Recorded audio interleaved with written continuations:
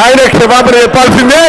ఇందిరమ్మ పేరు సారాకు సంబంధించి ప్రస్తావించినందుకు మా దేవత ఈ దేశానికి సంబంధించి వాజ్పేయి గారు ఉక్కు మహిళ అని చెప్పినాడు, దుర్గాదేవి అన్నాడు. అటువంటి ఆ పేరును వీళ్ళకి ఈజీగా ఉచ్చరిస్తారా? ఏమైనా కనీస అవగాహన ఉందా? గౌరవ సభ్యులకి అర్హత ఉందా? ఏం పద్ధతి అధ్యక్ష? దయచేసి నేను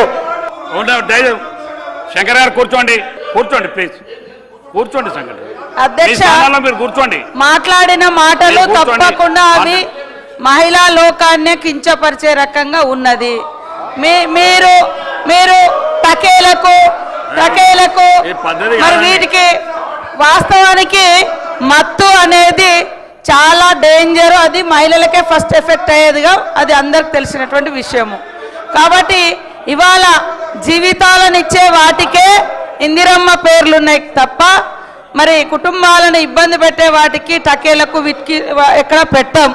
కానీ అంత చులకన భావము అవసరం లేదు. అంటే చనిపోయి స్వర్గంలో ఉన్న అంటే చనిపోయినటువంటి ఇందిరమ్మ మీద కూడా మీ కసి అంత దుర్మార్గంగా ఉండడం అనేది ఇది శోచనీయము. కాబట్టి ఇప్పటి వరకు ఇల్లులు ఇచ్చిన ఇందిరమ్మ ఇల్లులు, చీరలైనా, పెట్రోల్ బంకులైనా లేదా రకరకాల సంక్షేమానికి, కుటుంబాల సంక్షేమానికే ఇందిరమ్మ పేర్లు కానీ సంక్షోభాలను క్రియేట్ చేసే అంశాలకు ఎప్పుడు కూడా గొప్పవారి పేర్లు పెట్టరు. కాబట్టి మీరు ఈ రకంగా వాడి మీ యొక్క అక్కసును వెళ్ళగక్కడం అనేది ఇది సరైంది కాదు. దయచేసి రాకేష్ రెడ్డి గారు ఖచ్చితంగా క్షమాపణ చెప్పాల్సిన అవసరం ఉంది. మీకు అంత విద్వేషం ఎందుకు, అంత కోపం ఆక్రోశం ఎందుకు చనిపోయినటువంటి ఇందిరాగాంధీ గారి మీద మేము అడుగుతా ఉన్నాం.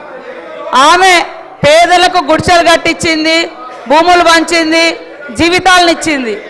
కాబట్టి మరి మాట్లాడేటప్పుడు ఒక మంచి సబ్జెక్టు గురించి మాట్లాడాలనుకున్నప్పుడు మంచివే తీసుకురావాలి కానీ కించపరుస్తూ హేళన చేస్తూ ఒక తప్పుడు సంకేతాలకు ఒక మహనీయుల పేర్లను పెట్టేటువంటి సంస్కృతిని తీసుకురావడం అనేది ఇది కరెక్ట్ కాదు అధ్యక్ష. అందుకనే వారు తప్పకుండా ఆ మాటలు వెనక్కి తీసుకోవాలని కోరుతా ఉన్నాం అధ్యక్ష.